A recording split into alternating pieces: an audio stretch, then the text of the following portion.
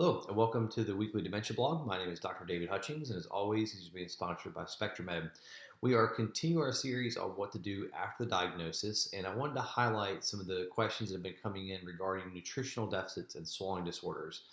As this relates to Alzheimer's disease, we would see that nearly 100% of our Alzheimer's patients end up with some form of swallowing issues impacting their nutritional status, their weight, hydration, increase in pneumonia risk, and also increase in the risk for wound development.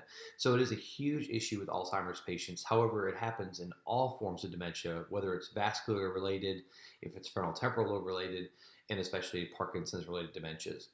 So what really happens in the etiology behind this is that everything kind of reverses itself. So we have usually oral issues will become problematic for patients. They have sensory problems, they have motor problems, and they just kind of forget how to eat. And they have the sensory and the motor issues that are accompanied with causing a swallowing issue in Alzheimer's disease.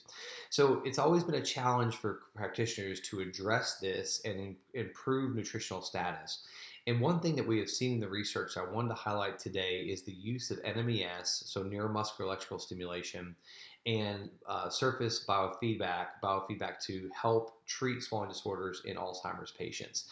In one of the articles, I wanted to highlight what is called the therapeutic efficiency of neuromuscular electrical stimulation and surface EMG or biofeedback on Alzheimer's patients with dysphagia. So what this article did is it looked at 103 Alzheimer's patients. That's a pretty good group there. And we had 50 patients who received traditional type dysphagia treatment, and we had 53 of that group who received traditional plus the neuromuscular electrical stimulation with surface biofeedback. And what we found was a 12-week study, 12-week treatment protocol, and measuring using a 3-ounce water protocol, as well as measuring nutrition using the mini nutritional assessment or the MNA, as well as levels of hemoglobin.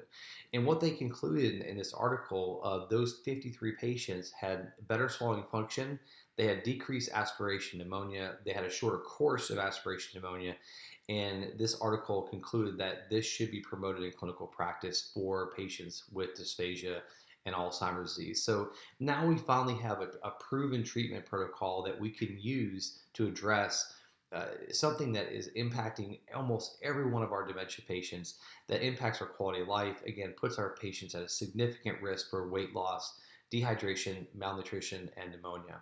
So for more information, definitely look at SpectraMed's website, as they do provide training in neuromuscular electrical stimulation and surface EMG biofeedback. Thank you.